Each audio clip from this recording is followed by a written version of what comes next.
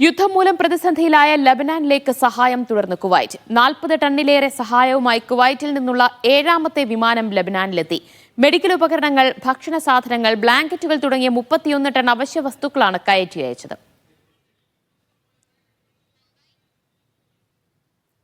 സൗദിയിൽ പ്രത്യേക നിക്ഷേപ കോടതികൾ സ്ഥാപിക്കുമെന്ന് നീതിന്യായ മന്ത്രാലയം. നിക്ഷേപകരുടെ പരാതികൾ വേഗത്തിൽ തീർപ്പാക്കാൻ വേണ്ടിയാണിത്. ആവശ്യമായ സർവേകൾ പൂർത്തിയാക്കിയാകും കോടതികൾ നിലവിൽ വരിക. വലിയ തോതിലുള്ള വിദേശ നിക്ഷേപം രാജ്യത്തെത്തിയ സാഹചര്യത്തിലാണിത്. നിക്ഷേപ തർക്കങ്ങൾക്ക് തീർപ്പ് കൽപ്പിക്കാനാണ് പ്രത്യേക നിക്ഷേപ കോടതികൾ. തർക്കങ്ങളിൽ ഏർപ്പെട്ടിരിക്കുന്ന കക്ഷികൾക്ക് ന്യായമായ തീരുമാനം വേഗത്തിലും സുതാര്യമായും നേടിയെടുക്കാനാവും എന്നതാണ് പ്രത്യേകത. 2021 നിലവിൽ വന്ന ദേശീയ നിക്ഷേപ സ്ട്രാറ്റജിയുടെ ഭാഗമായാണ് ചുവടുവെപ്പ്. വിദേശ പ്രാദേശിക നിക്ഷേപകർക്ക് സൗഹാർദ്ദപരമായ നിക്ഷേപാന്തരീക്ഷം സൃഷ്ടിക്കുകയാണ് ഇതുവഴി ലക്ഷ്യമിടുന്നത്. നിക്ഷേപകരെ പ്രതികൂലമായി ബാധിക്കുന്ന നിലവിലെ നിയമങ്ങളും ചട്ടങ്ങളും അവലോകനം ചെയ്യും. പരിഷ്കരിക്കാനാവശ്യമായ ഭേദഗതിയും നടപ്പിലാക്കും. ഇതിനുവേണ്ട പഠനങ്ങൾ മന്ത്രാലയം നടത്തിവരികയാണ്. 2030 $100 ബില്യൺ വിദേശ നിക്ഷേപമാണ് സൗദി ലക്ഷ്യം വെക്കുന്നത്. അതായത് രാജ്യത്തിന്റെ മൊത്തം GDP-യുടെ 6% വിദേശ നിക്ഷേപം വഴി ലഭ്യമാക്കും. Sabith Saleem, media 1, Jeddah. Yemen നിക്ഷേപകരെ ലക്ഷ്യമിട്ട് സൗദി അറേബ്യ പുതിയ പദ്ധതി ആവിഷ്കരിക്കുന്നു.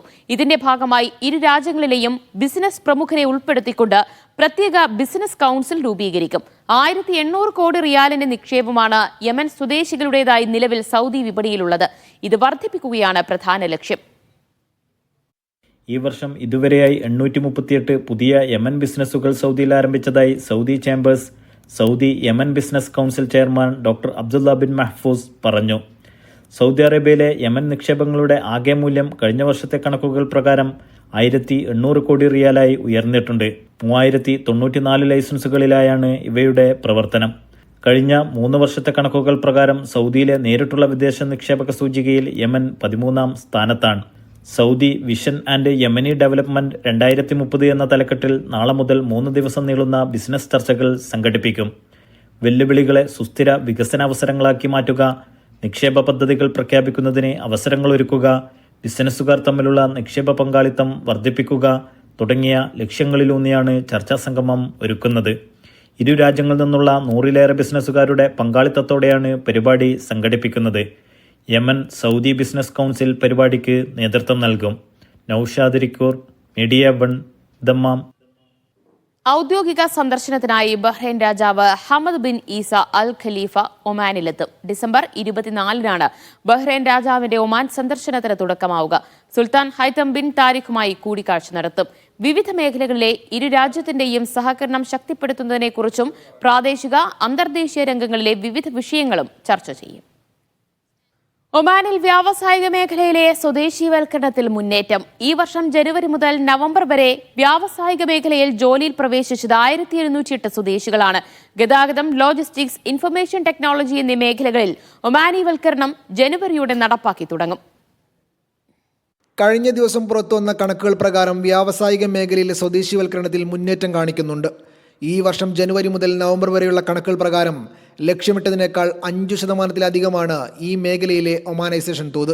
ഈ കാലയളവിൽ 1145 പുരുഷന്മാരും 563 സ്ത്രീകളും ഉൾപ്പെടെ 1708 ഒമാനികൾക്ക് വ്യാവസായിക മേഖലയിൽ ജോലി ലഭിച്ചു.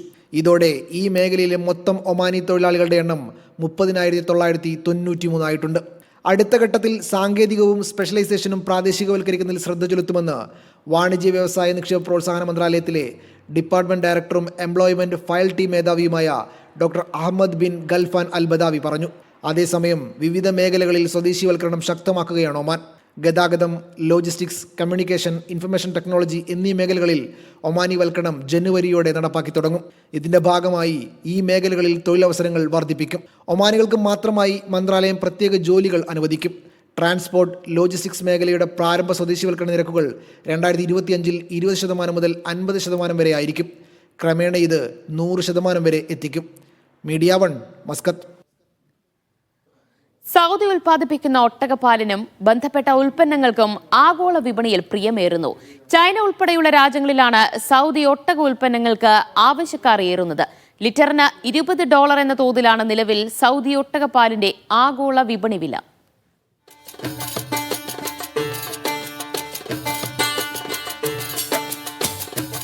ഒട്ടകോൽപ്പന്നങ്ങൾ ഉൽപ്പാദിപ്പിക്കുന്നതിനായി മാത്രം 6 ഫാമുകളാണ് നിലവിൽ രാജ്യത്ത് പ്രവർത്തിക്കുന്നത്. ഇവയിൽ നിന്നും പ്രധാനമായും ഉൽപ്പാദിപ്പിക്കുന്നത് ഒട്ടക പാലാണ്. സൗദിയുടെ ഒട്ടകപ്പാലിനും മറ്റു ഒട്ടക ഉൽപ്പന്നങ്ങൾക്കും ആഗോള വിപണിയിൽ ആവശ്യക്കാരേറെയാണ്. അന്താരാഷ്ട്ര വിപണിയിൽ സൗദി ഒട്ടകപ്പാൽ 1 ലിറ്റർ $18 മുതൽ $20 വരെയാണ് വിൽപ്പന നടക്കുന്നത്. ഒട്ടകപ്പാൽ പൊടിക്കും ആഗോള വിപണിയിൽ വിലയുണ്ട്. പശുവിൻ പാലിനെ അപേക്ഷിച്ച് 4 ഇരട്ടി വിലയാണ് ലഭിക്കുന്നത്. ചൈന ഉൾപ്പെടെയുള്ള രാജ്യത്തെ വ്യാപാരികളാണ് ആവശ്യക്കാരിൽ ഏറെയും. കഴിഞ്ഞ 2 വർഷമായി ഈ രാജ്യങ്ങളുമായി പാലും പാലുൽപ്പന്നങ്ങളും കൈമാറ്റം ചെയ്യുന്നുണ്ട്.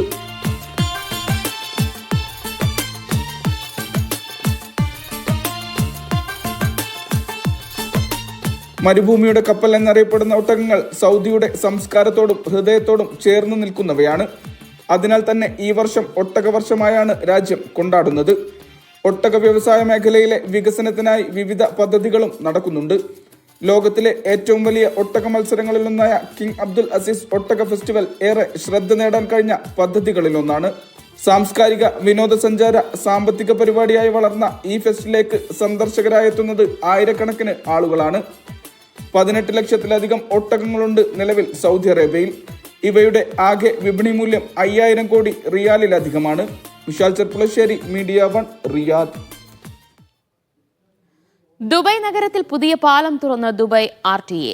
ഹിസ സ്ട്രീറ്റിലാണ് 1 കിലോമീറ്റർ നീളമുള്ള 2 വരി പാലം. നഗരത്തിലെ ഗതാഗത കുരുക്ക് ഗണ്യമായി കുറയ്ക്കാൻ പാലത്തിനാകുമെന്നാണ് പ്രതീക്ഷ. ഹെസ്സ സ്ട്രീറ്റിനെയും അൽഖൈൽ റോഡിനെയും ബന്ധിപ്പിക്കുന്ന പാലമാണ് Dubai roads and transport authority ഗതാഗതത്തിനായി തുറന്നുകൊടുത്തത്. പാലം പൂർത്തിയായതോടെ നിലവിൽ 15 മിനിറ്റ് എടുക്കുന്ന യാത്ര 3 മിനിറ്റ് കൊണ്ട് സാധ്യമാകുമെന്ന് RTA അറിയിച്ചു. ദുബൈയിലെ പ്രധാന നഗരവികസന പ്രോജക്റ്റായ ഹെസ്സ സ്ട്രീറ്റ് വികസന പദ്ധതിയിൽ ഉൾപ്പെടുന്നതാണ് പാലം. 689 ബില്യൺ ദിർഹം ചെലവ് വരുന്ന പദ്ധതിയിൽ 4 ഇന്റർസെക്ഷനുകളാണുള്ളത്. ഷെയ്ഖ് സായിദ് ജംഗ്ഷൻ മുതൽ അൽഖൈൽ റോഡ് വരെ 4 കിലോമീറ്റർ നീളുന്ന വികസനമാണ് പദ്ധതി ലക്ഷ്യം വെക്കുന്നത്. 13.5 കിലോമീറ്റർ നീളമുള്ള സൈക്കിൾ ട്രാക്കും നിർമ്മിക്കും. 2030ഓടെ 6.5 ലക്ഷത്തോളം നിവാസികൾക്ക് വികസനത്തിന്റെ പ്രയോജനം ലഭിക്കുമെന്നാണ് കരുതപ്പെടുന്നത്. ഇന്റർസെക്ഷനുകൾ പൂർത്തിയാകുന്നതോടെ 2 ദിശയിലേക്കുമുള്ള പാതയും 4 വരിയായി വികസിക്കും. മണിക്കൂറിൽ 8000 വാഹനങ്ങൾ ഉൾക്കൊള്ളാനുള്ള ശേഷിയാണ് റോഡുകൾക്കുണ്ടാകുക. അടുത്ത വർഷം അവസാന പാദത്തോടെ പദ്ധതിയുടെ നിർമ്മാണം പൂർത്തിയാകുമെന്നാണ് പ്രതീക്ഷിക്കുന്നത്. ദുബൈയുടെ റോഡ് ശൃംഖല വിപുലപ്പെടുത്താനുള്ള സുപ്രധാന വികസന പദ്ധതിയാണ് ഹെസ്സ സ്ട്രീറ്റ് വികസനമെന്ന് RTA director general Mattar Al Tayer പറഞ്ഞു. Media 1, Dubai. കുവൈറ്റിൽ അനധികൃതമായി നേടിയതെന്ന് കണ്ടെത്തിയ 2899 വ്യക്തികളുടെ കൂടി പൗരത്വം എടുത്തുകളയാൻ തീരുമാനിച്ചതായി ആഭ്യന്തര മന്ത്രാലയം അറിയിച്ചു. കുവൈറ്റ് പൗരത്വത്തെക്കുറിച്ച് അന്വേഷിക്കുന്നതിനുള്ള സുപ്രീം കമ്മിറ്റിയുടെ യോഗത്തിലാണ് തീരുമാനം. യോഗത്തിൽ ഉപപ്രധാനമന്ത്രിയും പ്രതിരോധ ആഭ്യന്തരമന്ത്രിയുമായ ഷെയ്ഖ് ഫഹദ് യൂസുഫ് അസബാഹ് അധ്യക്ഷത വഹിച്ചു. സൗദിയിൽ പുതുതായി നിക്ഷേപകരായവർ നാട്ടിലെ ആദായ നികുതി റിട്ടേണിൽ ജാഗ്രത പുലർത്തണമെന്ന് നിക്ഷേപക രംഗത്തെ കൺസൾട്ടൻസികൾ. നാട്ടിലെ കമ്പനിയുടെ പേരിൽ സൗദിയിൽ നിക്ഷേപക ലൈസൻസ് എടുത്തവരും ഇക്കാര്യത്തിൽ ജാഗ്രത പുലർത്തണം. നാട്ടിലെ കമ്പനിയിൽ ഇന്ത്യയിൽ സ്ഥിര താമസക്കാരായ ഉടമസ്ഥരുണ്ടെങ്കിൽ നികുതി അടക്കൽ നിർബന്ധമാണ്. നിയമം ലംഘിച്ചാൽ 10 ലക്ഷം വരെയാണ് പിഴ. പലർക്കും ഇത്തരത്തിൽ നോട്ടീസ് ലഭിച്ചിട്ടുണ്ട്. സൗദിയിൽ ഇന്ത്യയിൽ നിന്നുള്ള കമ്പനി കാണിച്ചാണ് പലരും നിക്ഷേപക ലൈസൻസ് സ്വന്തമാക്കി ബിസിനസ് നടത്തുന്നത്. ഈ കമ്പനിയുടെ ഉടമസ്ഥരായി കാണിച്ചത് ഇന്ത്യക്കാരനെയോ അല്ലെങ്കിൽ NRAയോ ആയിരിക്കും.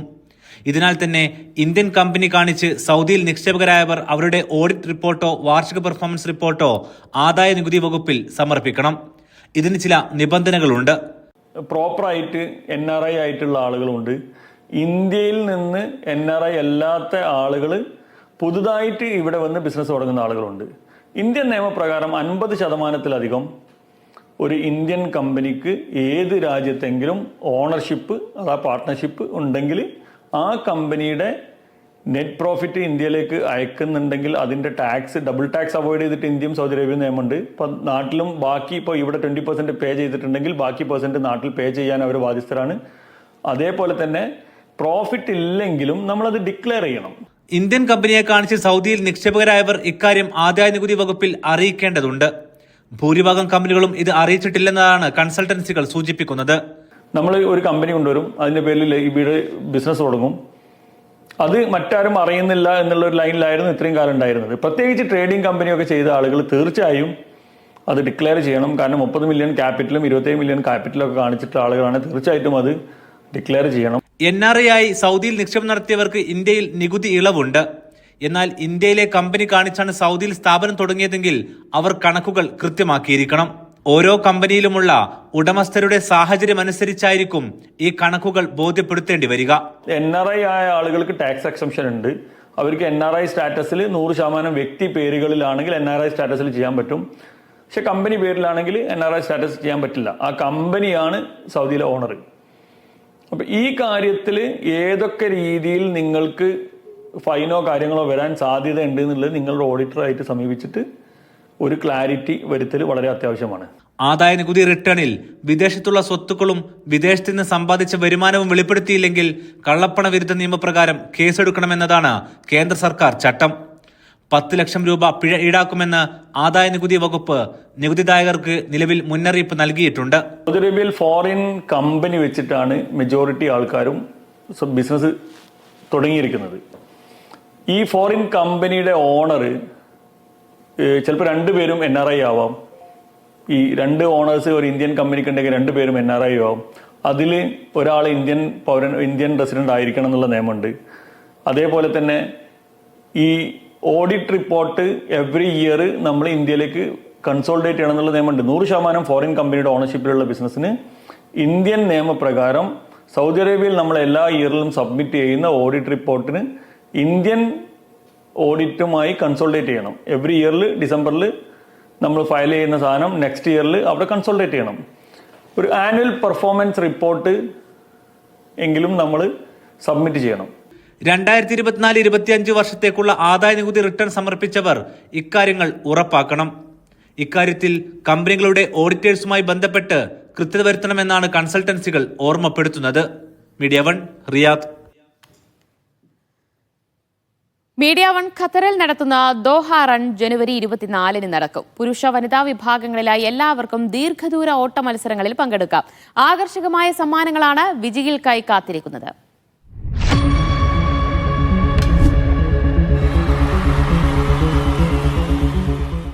ഖത്തറിന്റെ കായിക കുതിപ്പിനൊപ്പം ചേർന്ന് ജനങ്ങളിൽ വ്യായാമശീലം വളർത്തിയെടുക്കുകയെന്ന ലക്ഷ്യവുമായാണ് മീഡിയ 1 ദോഹ റൺ സംഘടിപ്പിക്കുന്നത്. ദോഹ റണ്ണിന്റെ 2ാം എഡിഷൻ ജനുവരി 24 അൽബിദ പാർക്കിൽ നടക്കും. 10,000, 5,000, 2,500 മീറ്ററുകളിലാണ് മത്സരം. പുരുഷ വനിതാ വിഭാഗങ്ങളിൽ ഓപ്പൺ, മാസ്റ്റേഴ്സ് എന്നീ 2 കാറ്റഗറികളിൽ മത്സരം നടക്കും. 16 മുതൽ 40 വയസ്സ് വരെ പ്രായമുള്ളവരാണ് ഓപ്പൺ വിഭാഗത്തിൽ പങ്കെടുക്കുക. 40 വയസ്സിന് മുകളിൽ പ്രായമുള്ളവരാണ് മാസ്റ്റേഴ്സ് കാറ്റഗറിയിൽ പങ്കെടുക്കേണ്ടത്. കുട്ടികൾക്ക് ജൂനിയർ, മിനി കിഡ്സ് എന്നിങ്ങനെ 2 കാറ്റഗറിയാണുള്ളത്. 3 വയസ്സ് മുതൽ 6 വയസ്സ് വരെ പ്രായമുള്ള കുട്ടികളാണ് മിനി കിഡ്സ് കാറ്റഗറിയിൽ മത്സരിക്കുക. 7 മുതൽ 16 വരെ ജൂനിയേഴ്സ് കാറ്റഗറിയിലും മത്സരിക്കും. 7 മുതൽ 16 വരെ ജൂനിയേഴ്സ് കാറ്റഗറിയിലും മത്സരിക്കും. രജിസ്റ്റർ ചെയ്യുന്നവർക്ക് ടീഷർട്ട്, മെഡൽ, ഇലക്ട്രോണിക്സ് ബിബ് എന്നിവ നൽകും. Media 1 Doha.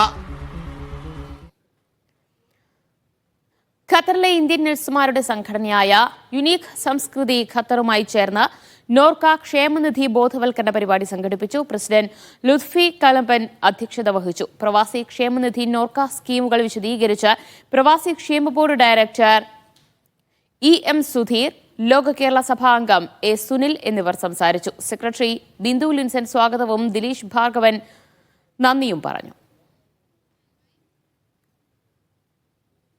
Arabian Gulf football cup ആദ്യദിന മത്സരങ്ങളിൽ സമനില. കുവൈറ്റിലെ ജാബർ ഇന്റർനാഷണൽ സ്റ്റേഡിയത്തിൽ ശനിയാഴ്ച നടന്ന കുവൈറ്റ് ഒമാൻ മത്സരം ഓരോ ഗോളുകളടിച്ച് സമനിലയിൽ പിരിഞ്ഞു. സുലൈബിക്കാത്ത് ജാബർ അൽ മുബാറക് സ്റ്റേഡിയത്തിൽ നടന്ന 2ാം മത്സരത്തിൽ ഖത്തറും UAEയും ഇതേ സ്കോറിൽ പിരിഞ്ഞു. കണ്ണൂർ സ്വദേശിനി കുവൈറ്റിൽ മരിച്ചു. പനി കാരണം ഏതാനും ദിവസങ്ങളായി അദാൻ ഹോസ്പിറ്റലിൽ ചികിത്സയിലായിരുന്നു. കണ്ണൂർ വെറ്റിലപ്പള്ളി സ്വദേശിനിയാണ്. നാട്ടിലെ പ്രവാസികൾക്കായി പ്രവർത്തിക്കുന്ന KSR ഹെൽപ്പ് ഡെസ്കിന്റെ 1ാം വാർഷികാഘോഷം സംഘടിപ്പിച്ചു. സൗദിയിലെ അബുഹ ഖമീസ് മുഷൈത്തിലായിരുന്നു ആഘോഷങ്ങൾ.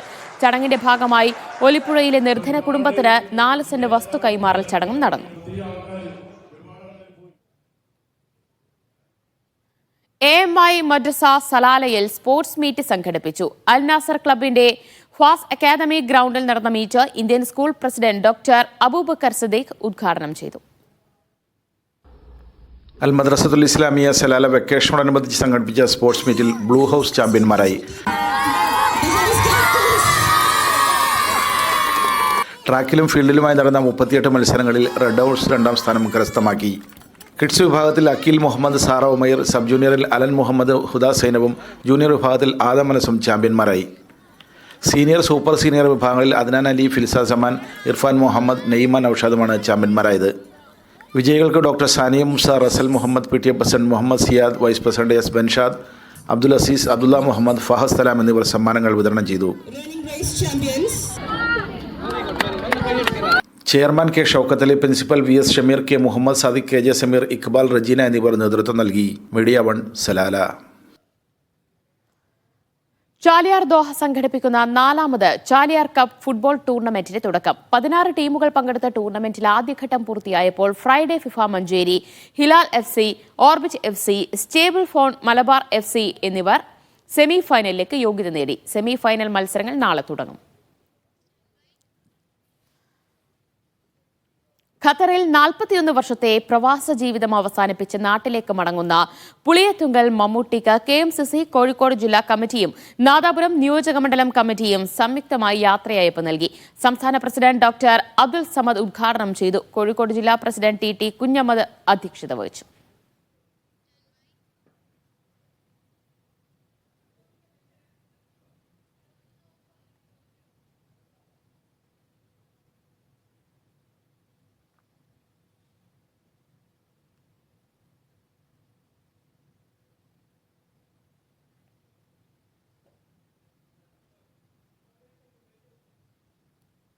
വടകര സ്വദേശി ഹൃദയാഘാതത്തെ തുടർന്ന് ബഹ്റൈനിൽ മരിച്ചു. തിരുവള്ളൂർ സ്വദേശി നാറാണത്ത് അബ്ദുൽ നാസറാണ് മരിച്ചത്. 20 വർഷമായി ബഹ്റൈനിൽ പ്രവാസിയായിരുന്നു. ശനിയാഴ്ച രാത്രി മുഹറക്കിലെ താമസ സ്ഥലത്ത് വെച്ച് നെഞ്ചുവേദന അനുഭവപ്പെട്ടതിനെ തുടർന്ന് ആശുപത്രിയിൽ എത്തിച്ചുവെങ്കിലും മരിക്കുകയായിരുന്നു.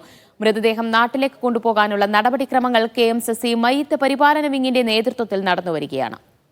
കേരളത്തിൽ മാനവ സഞ്ചാര യാത്ര നടത്തിയ ഡോക്ടർ അബ്ദുൽ ഹക്കീം അസ്ഹറിക്ക് ഷാർജ ഇന്ത്യൻ അസോസിയേഷനും ഷാർജ പൗരാവലിയും സ്വീകരണം നൽകി. എല്ലാ മതവിഭാഗങ്ങൾക്കും സ്വാതന്ത്ര്യത്തോടെ ജീവിക്കാൻ സൗകര്യമൊരുക്കുന്ന സഹിഷ്ണുതയുടെ മാതൃകയാണ് UAE ലോകത്തിന് കാണിച്ചു കൊടുക്കുന്നതെന്ന് ഹക്കീം അസ്ഹറി അഭിപ്രായപ്പെട്ടു. D. Raja MP, Mohsin MLA, Shaji John, GB Baby തുടങ്ങിയവർ സന്നിഹിതരായിരുന്നു. പരോക്ഷ നികുതി ഇനത്തിൽ പ്രതിവർഷം UAEയുടെ പൊതുഖജനാവിലെത്തുന്നത് 11 ബില്യൺ ദിർഹം വരെയെന്ന് ധനമന്ത്രാലയം. ഫെഡറൽ ബജറ്റിന്റെ നിർണായക പങ്ക് ഈ ഇനത്തിൽ കൈവരുന്നതായും വകുപ്പ് അണ്ടർ സെക്രട്ടറി യൂനിസ് ഹാജി അൽ ഖൂരി പറഞ്ഞു. ഫെഡറൽ ടാക്സ് അതോറിറ്റിയുടെ വാർഷിക യോഗത്തിൽ സംസാരിക്കുകയായിരുന്നു അദ്ദേഹം.